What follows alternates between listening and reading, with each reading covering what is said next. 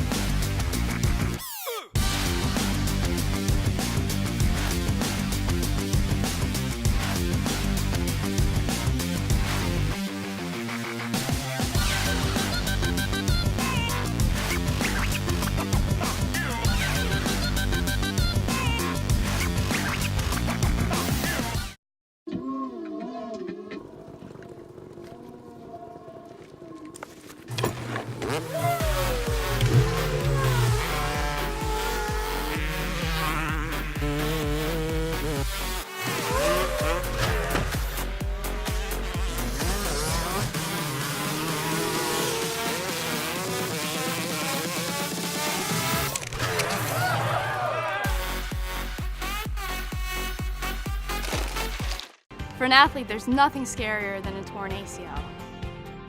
Athletes trust us with their care and their careers because we're a recognized leader in sports medicine. Get back to your active life sooner with MedStar Sports Medicine. Wise Market's ice cream plant is based in Sunbury, Pennsylvania, and locally owned and operated. We've been making our ice cream for nearly 50 years. We create roughly 70 flavors of ice cream right now. We use local ingredients, especially our cream, which is from our milk plant. The cream is what gives our ice cream a rich and creamy texture. Now, together with our customers, we've created a product called Peanut Butter Indulgence, which will be coming out this summer. It's a peanut butter ice cream with sea salt caramel swirl and chocolate-covered pretzel. How could you go wrong with that? Personally, I love our ice cream. If you come to our house at any given time, you'll find at least 5 packets of ice cream in our freezer.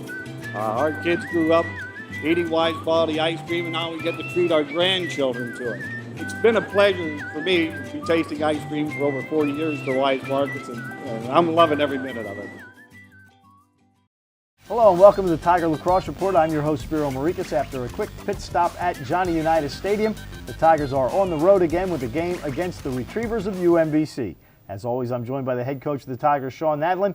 Coach, thanks for joining us. And obviously, over the next 10 days, you had Loyola, you've got UMBC, you've got Hopkins, so it's the local flavor. First off, when you make your schedule every year, I'm sure the first thing you do is you lock in that you're going to be playing all the locals. Yeah, we do that, and I think it's important for both schools to play each other. One for budgets, probably. They don't have to travel far for good competition, which is nice for everybody. It's great, obviously, for the community. There's so many people in the greater Baltimore region and the state of Maryland that have graduated from Towson and graduated from Loyola and UMBC and Hopkins. So, obviously for the fan experience, it's a big one to be able to play each other and, have a great crowd. All right, the Retrievers this year going to have a different look. Coach Zimmerman retired after, unbelievable that he was at UMBC as long as it was, and he never changed the day. It looked the same the day he left as the day when he got there. But tell us a little bit about the new coaching staff. I know you're familiar with part of them. Yeah. Coach Hutch, who was our volunteer the past couple of years, went over to the other side and is their offensive coordinator. And I'm sure he's doing great things over there. He got to learn from Coach Gallardi and our staff over the past few years as a player, a student coach, and a volunteer coach. He's working for Ryan Moran, who's a terrific coach. Did great things at Maryland and Loyola before he got to UMBC, and he brought in Jameson Kestern, who's a great coach as well, was at Ohio State previously. So, it's a strong staff. I'm sure they're trying to create an identity and culture for their team, much like we did, in 2012. They got great people to do that. I'm not quite sure what's going on in the team and things like that. I know their record and wins and losses and stuff, but I'm sure, the chemistry continues to build for those guys. Now, Coach Moran, he comes from a coaching background, does he not? I mean, his father was a high school coach, I believe. Father's a terrific high school coach at Chaminade up in Long Island. His uncle, I believe it is Richie Moran, the legendary Cornell coach, so he's got some great coaching pedigree.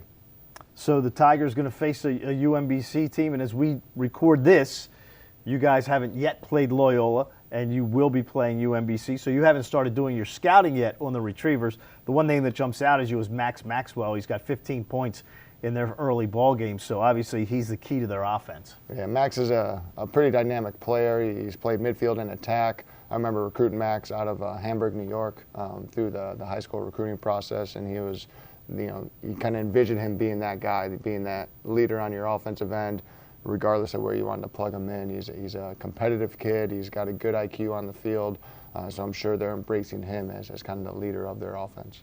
They also have played a pretty tough schedule early on. They have. They've gone against some good competition. Again, being battle tested against some tough teams. Got a good win, and they're, I'm sure continuing to try to move that needle forward for them. I know they'll be ready for us come Saturday when we head down to their place. I believe they got a whole week to prepare, and that'll be a challenge for us. You don't. So how does that change what you do during practice? Well, we just got to be smart.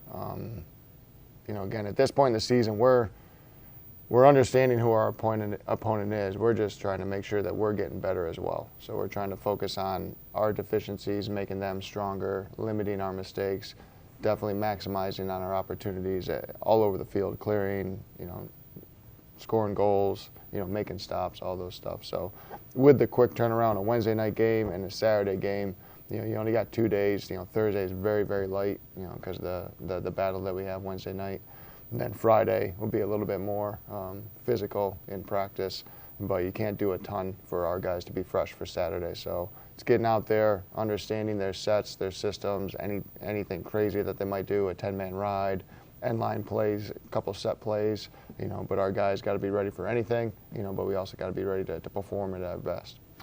When you're a lifelong defensive player and you've got an entirely new close defense and a new goalkeeper, you've got a couple of games under your belt.